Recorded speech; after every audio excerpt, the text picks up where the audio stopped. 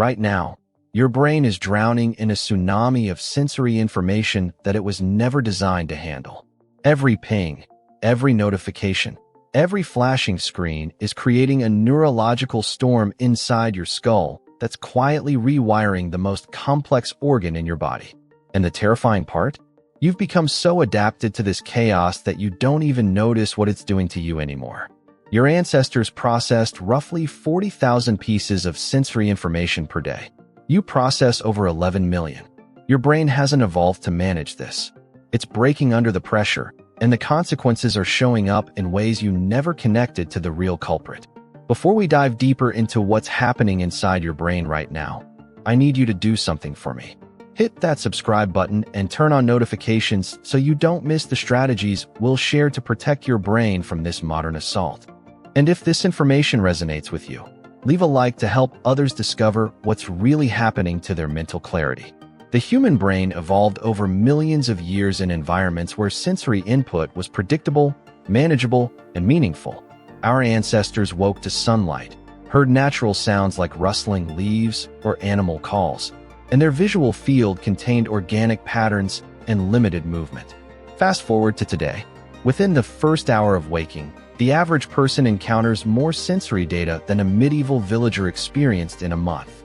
Your phone alone bombards you with colors, sounds, vibrations, and information at a rate that would seem incomprehensible to anyone living just a century ago. But here's the critical issue. Your brain's fundamental architecture hasn't changed. The prefrontal cortex, responsible for decision-making and focus, still operates with the same processing limitations it had when we lived in caves. The difference is the sheer volume and intensity of stimuli competing for its attention. When sensory information enters your brain, it doesn't arrive in an orderly queue. Every stimulus triggers a neurological response, and your brain must constantly decide what deserves attention and what should be filtered out. This process happens in the thalamus, often called the brain's relay station, which sorts incoming sensory data before routing it to appropriate processing centers. Under normal circumstances, this system works beautifully, but modern sensory noise creates a perpetual state of overwhelm. Imagine a traffic controller at a small airport suddenly trying to manage the airspace of Los Angeles International. That's essentially what you're asking your thalamus to do every single day. The constant barrage of stimuli triggers what neuroscientists call cognitive load, the total amount of mental effort being used in working memory. When cognitive load exceeds capacity, performance deteriorates across every domain. Your ability to think clearly, make decisions, regulate emotions, and even perceive reality accurately begins to falter. Research from cognitive psychology shows that the human brain can consciously process approximately 120 bits of information per second. That sounds like a lot until you realize that understanding one person speaking to you requires about 60 bits per second. Now add background music, your phone buzzing, email notifications, a television in the corner, traffic noise outside, and the visual chaos of modern environments. You've exceeded capacity before you've even tried to accomplish anything meaningful. What makes modern sensory noise particularly damaging is its unpredictability and lack of meaning. Natural environmental sounds, even loud ones like thunder or waterfalls, follow patterns your brain recognizes and can predict. These sounds don't trigger the same stress response as the sudden ping of a notification, which represents potential social threat, missing information, or urgent demands. Each digital interruption activates your amygdala, the brain's alarm system, creating a micro-stress response. Individually, these responses seem insignificant. Cumulatively, they're catastrophic. Studies examining the physiological impact of constant digital interruptions have found elevated cortisol levels comparable to chronic stress conditions. Your brain interprets this sensory chaos as environmental danger, keeping you in a low-grade fight-or-flight state throughout your waking hours. The impact on attention is particularly severe. Attention isn't a single thing. It's a complex system involving different networks for alerting, orienting, and executive control. Sustained attention, the kind required for deep work, learning, and meaningful conversation, depends on your brain's ability to maintain focus while suppressing distractions. Every time your environment introduces unexpected sensory input, your attention system must redirect resources to evaluate and dismiss the interruption. This happens so rapidly you often don't consciously notice, but each redirection carries a cost. Research from cognitive neuroscience reveals that it takes an average of 23 minutes to return to full focus after a significant interruption. But most people are interrupted every 3 minutes during their workday. The math is devastating. You're never actually focused. You're perpetually in a state of partial attention, skimming the surface of tasks without ever diving deep. Memory formation also suffers profoundly under conditions of sensory overload. Memories aren't created instantaneously. They require a process called consolidation, where neural connections are strengthened through repeated activation and periods of rest. When your brain is constantly processing new sensory input, consolidation becomes impaired. Information enters short-term memory, but never makes the transition to long-term storage. This explains why you can read an entire page and immediately forget what you read, or why conversations slip away moments after they end. Your hippocampus, the brain structure crucial for memory formation, becomes overwhelmed by the sheer volume of incoming data. It's like trying to file documents while someone continuously dumps new papers on your desk. Nothing gets properly organized, and recall becomes nearly impossible. The sensory noise problem extends beyond cognitive function into emotional regulation. Your limbic system, which governs emotional responses, relies on relatively stable environmental conditions to maintain equilibrium. Constant sensory chaos keeps this system activated, making you more reactive, irritable, and emotionally volatile. Small frustrations that you would normally brush aside become overwhelming. Emotional resilience, the ability to bounce back from stress, requires periods of calm where your nervous system can reset. But if you're moving from one stimulating environment to another, from screens to crowds to digital interactions, your system never gets that reset. You're running on empty, emotionally dysregulated, and wondering why everything feels harder than it should. Sleep disruption represents another critical pathway through which sensory noise damages your brain. The relationship between environmental stimuli and sleep quality is bidirectional. Excessive sensory input during the day makes it harder to fall asleep because your nervous system remains activated. But the reverse is equally important. Poor sleep impairs your brain's ability to filter sensory information the next day, creating a vicious cycle. During sleep, particularly deep sleep, your brain consolidates memories, clears metabolic waste through the glymphatic system, and resets neurotransmitter levels.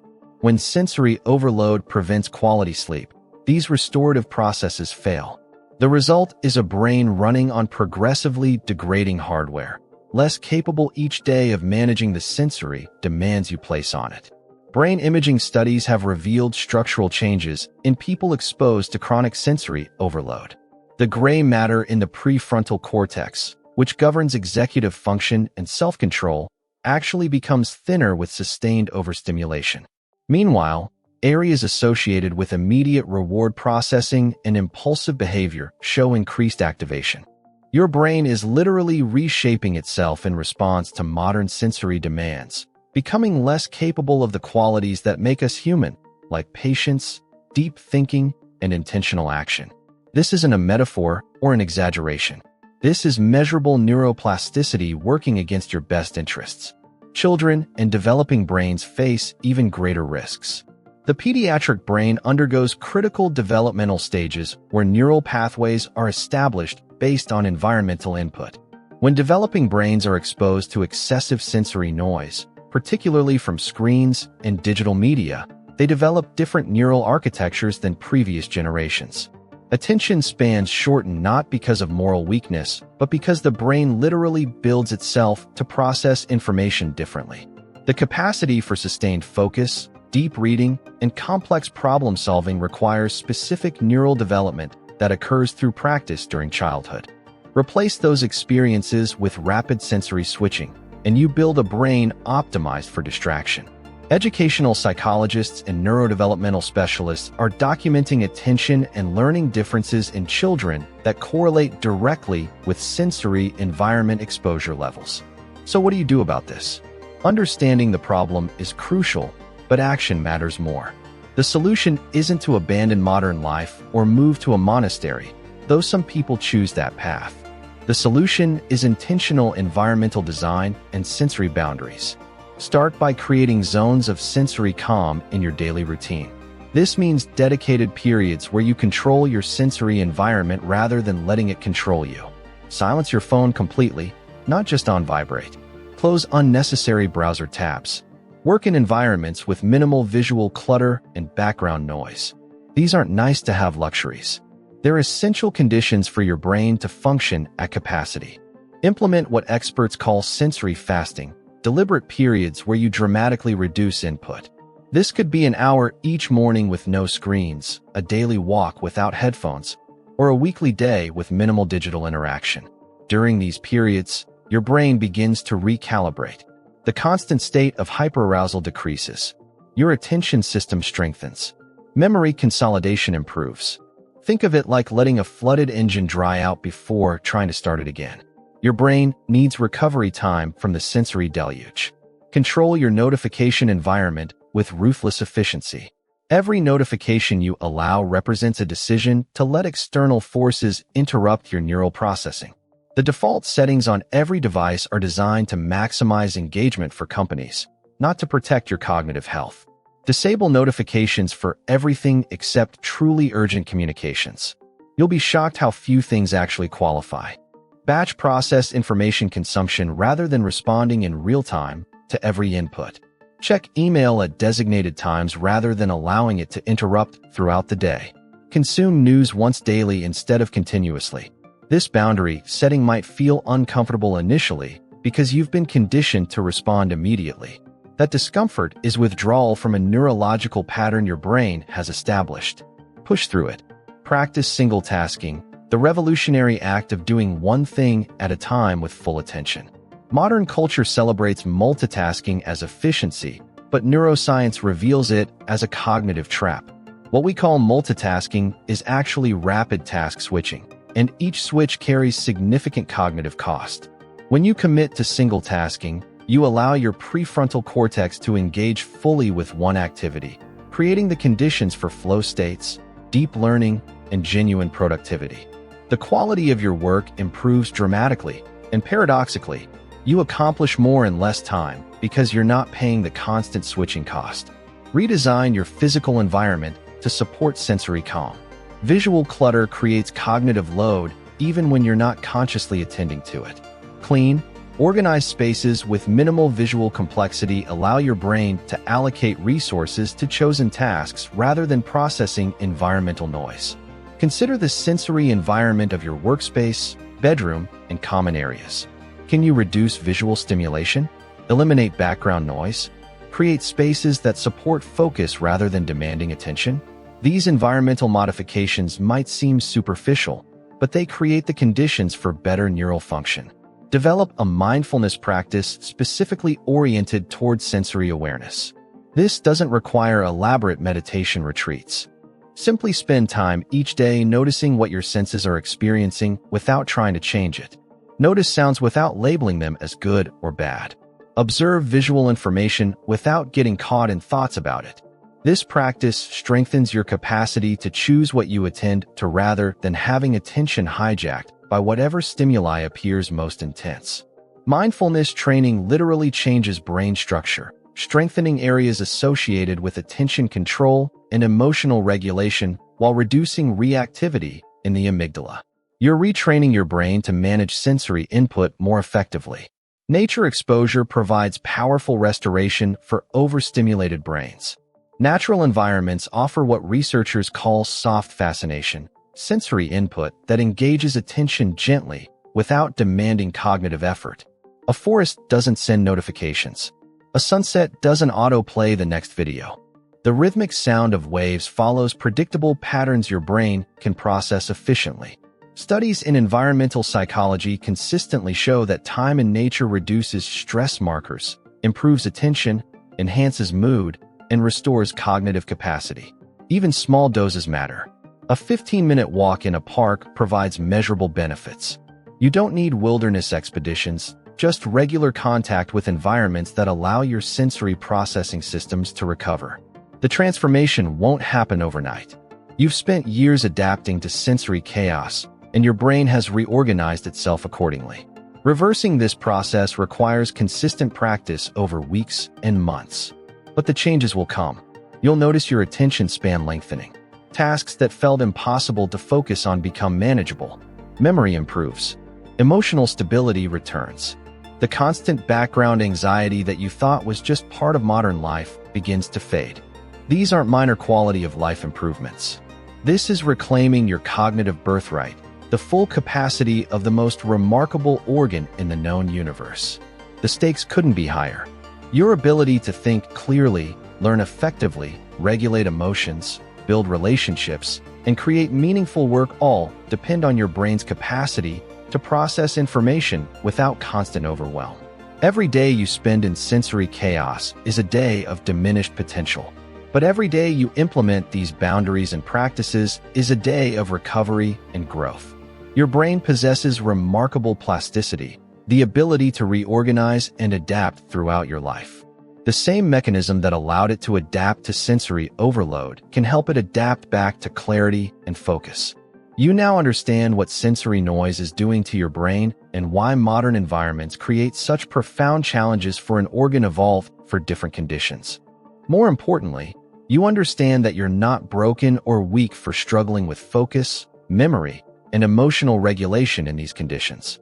You're experiencing the predictable consequences of an unprecedented mismatch between brain design and environmental demands. The solution isn't superhuman willpower. It's intentional environmental design and sensory boundaries that create conditions for your brain to function as it was designed. Make sure you're subscribed to this channel so you can continue learning how to optimize your brain health and cognitive performance. Leave a like if this video gave you insights into what's really happening inside your head and why modern life feels so mentally exhausting. Your brain is the most valuable asset you'll ever possess, the foundation for everything you experience and everything you accomplish. Protecting it from sensory chaos isn't self-indulgence. It's the most practical decision you can make. The world will keep generating noise, but you control how much of it reaches the most precious 3 pounds of matter in your skull.